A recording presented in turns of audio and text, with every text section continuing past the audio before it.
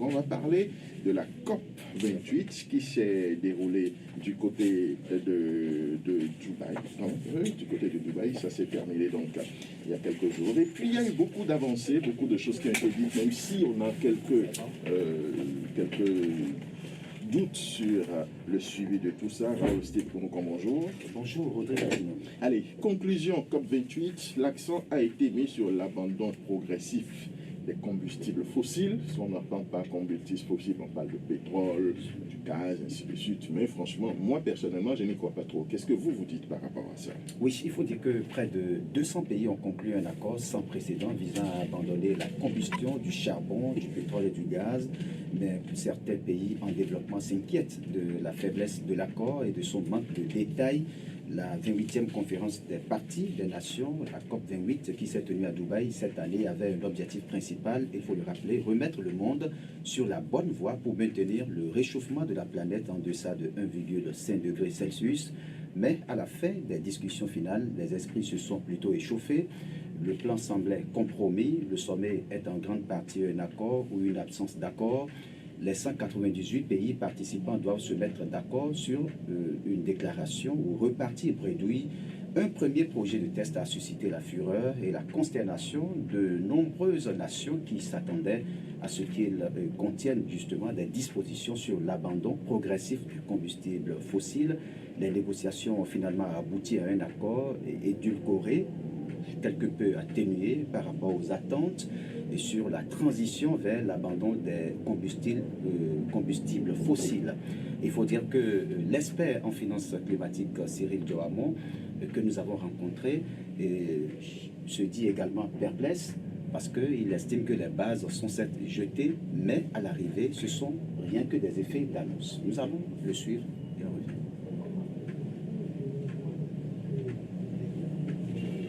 Monde de l'école, là, ça fait combien de temps?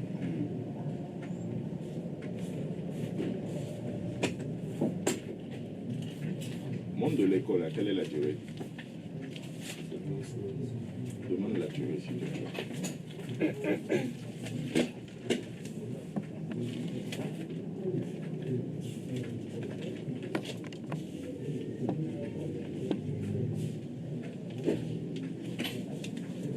Il y a 5,50.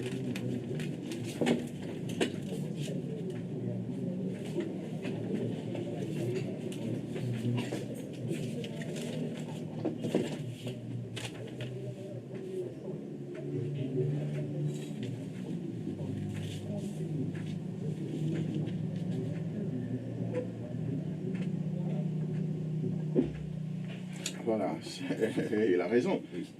Parce que ça, c'est en fait, c'est du pipeau ce qu'ils font au niveau de ces histoires de COP. Parce que moi, personnellement, je n'y crois pas. Les pays occidentaux, les pays développés, qui ont carrément saturé la planète avec le gaz à effet de serre pour se développer, et puis qui après viennent jouer aux moralisateurs face aux pays africains qui n'ont encore rien fait, qui ne polluent pas. Et c'est nous d'abord qui subissons avec le changement climatique. C'est quand même aberrant ce qu'ils disent là. Voilà, avec beaucoup d'effets justement sur la nature. Ces effets, c'est les inondations, oui, la chaleur et tout que nous subissons. Et maintenant, quand nous, on a envie de commencer par exploiter nos ressources pour pouvoir se développer, on dit ah non, il faut que vous diminuez, alors que eux, ils ont foutu le bordel, excusez-moi l'expression entre griffes, pendant des siècles et des siècles, et c'est eux qui veulent venir nous jouer les moralisateurs pour nous. Franchement, j'ai envie de dire, on n'en a que faire. Alors, pour beaucoup comme moi, cette COP a déçu. Pourquoi? Oui, Rodrigue Azinobé, pour beaucoup, la COP28 a été doublement décevante parce qu'elle n'a pas mis de l'argent sur la table pour aider de façon précise les pays en développement à passer aux énergies renouvelables, et les pays riches ont une fois encore de plus manqué à leurs obligations d'aider les populations touchées par les pires impacts du dérèglement climatique, vous l'avez rappelé, et comme celle de la Corne de l'Afrique qui ont récemment tout perdu à cause des inondations après une sécheresse historique de 5 saisons et des années de famine. Justement, il y a eu un accord, on l'a dit, mais dépourvu de feuilles de route, et c'est ce que Cyril Johamon, l'expert en finances climatiques, confirme. On va finir sur ça. On va finir sur ça pour que retenir complètement notre avis. Ok.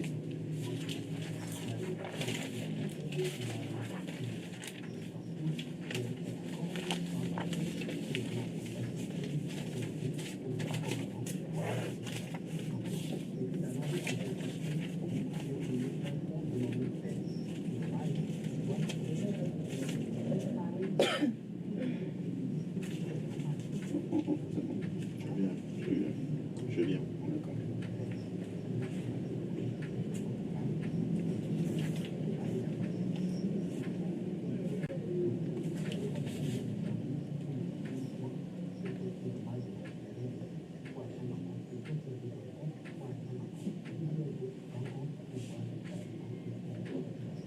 Voilà, comme il a dit, il faut attendre encore plusieurs rencontres. Comme je le dis, ça ne donnera rien cette affaire. Je n'y crois pas du tout. Je suis sceptique par rapport à ces sommets où on va. Les Africains, excusez-moi l'expression, ils y vont pour le prestige, rester dans les grands hôtels, prendre le petit déjeuner, le déjeuner, ainsi de suite. Et ici toujours, ils prennent ce qu'on leur donne et puis après on vient nous parler de COP. Ben bon. Ben, merci Raoul Steve. Devant moi, si vous, merci et très bonne journée. On se retrouve après pour autre chose. Si vous nous regardez à la télévision sur